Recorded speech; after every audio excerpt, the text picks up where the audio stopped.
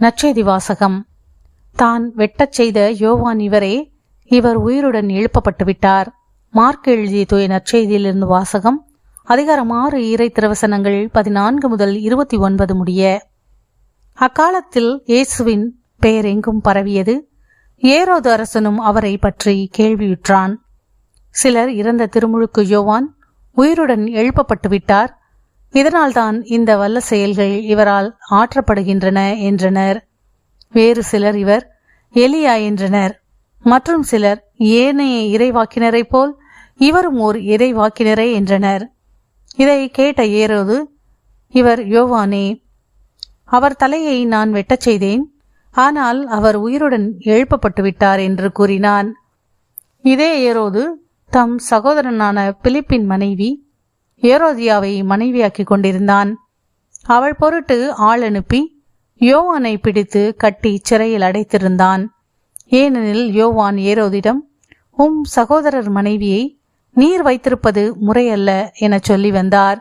அப்போது ஏரோதியா அவர் மீது காழ்ப்புணர்வு கொண்டு அவரை கொலை செய்ய விரும்பினாள். ஆனால் அவளால் இயலவில்லை. ஏனெனில் யோவான் நேர்மையும் தூய்மையும் உள்ளவர் என்பதை ஏரோது அறிந்து அஞ்சி அவருக்கு பாதுகாப்பு அளித்து வந்தான். அவர் சொல்லை கேட்டு மிக குழப்பமுற்ற போதிலும் அவருக்கு மனமும் வந்து செவிசாய்த்தான்.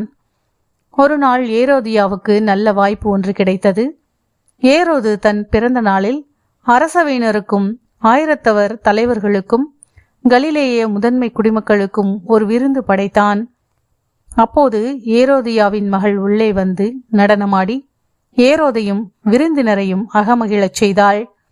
அரசன் அச்சிறுமியிடம், உனக்கு என்ன வேண்டுமானாலும் கேள், தருகிறேன் என்றான்.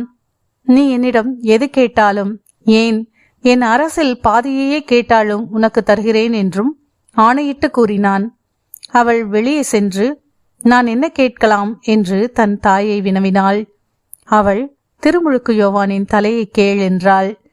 உடனே சிறுமி அரசனிடம் விரைந்து வந்து திருமுழுக்கு யோவானின் தலையை ஒரு தட்டில் வைத்து, இப்போதே எனக்கு கொடும் என்று கேட்டாள். இதை கேட்ட அரசன் மிக வருந்தினான்.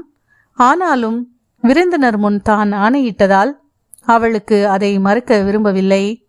உடனே அரசன் ஒரு காவலனை அனுப்பி யோவானுடைய தலையை கொண்டு வருமாறு பணித்தான். அவன் சென்று சிறையில் அவருடைய தலையை வெட்டி அதை ஒரு தட்டில் கொண்டு வந்து அச்சிறுமியிடம் கொடுக்க அவளும் அதை தன் தாயிடம் கொடுத்தாள்.